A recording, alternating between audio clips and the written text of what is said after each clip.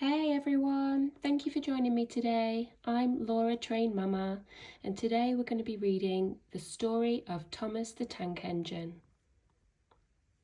Over on the first page you can see some really cool engines and vehicles. And of course the island of Sodor. The story of Thomas the Tank Engine. This is a story about Thomas the Tank Engine who worked with his engine friends on the Fat Controllers Railway on the island of Sodor. Thomas the Tank Engine was a cheeky little engine who helped the big engines by pulling their coaches to and from the big station. But what Thomas really wanted was his very own branch line. That way he would be a really useful engine. Sometimes Thomas liked to play tricks on the other engines. One day, when Gordon, the big, strong engine, was very tired from pulling the heavy express train, Thomas came up beside him and whistled loudly. Peep, peep, wake up, lazy bones. He gave Gordon a fright. He decided to teach Thomas, cheeky Thomas, a lesson. The next morning, Thomas would not wake up. It was nearly time for Gordon's express to leave, and Thomas hadn't got his coaches ready. "Yaw," said Thomas, getting started at last. "Hurry up, Thomas," said Gordon crossly. Thomas's job was to push Gordon's train to help him start. That morning was Gordon's chance to teach Thomas a lesson. As he moved out of the station, he started to go faster and faster. Faster and faster and faster and faster went Gordon. It was much too fast for Thomas. "Hurry, hurry, hurry, hurry," laughed Gordon. Poor Thomas was going faster than he had ever gone before.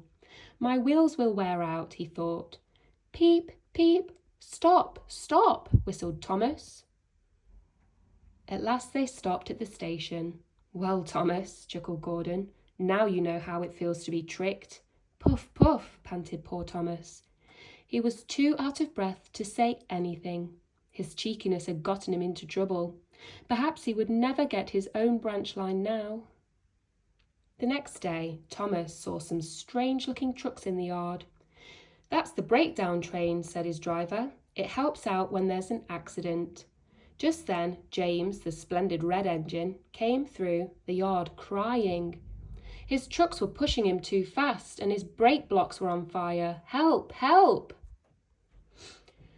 Soon after James disappeared, a man came running. "James is off the line. We need the breakdown train quickly," he shouted. Thomas was coupled on the breakdown train and off he went as fast as he could. Whir, whir, went his wheels along the track. "I must help James," he said. They found James in a field with his trucks piled in a heap behind him. His driver and fireman were checking that he was all right. "It wasn't your fault, James," said his driver. "It was those troublesome trucks." James needed help. Thomas pushed the breakdown train alongside James.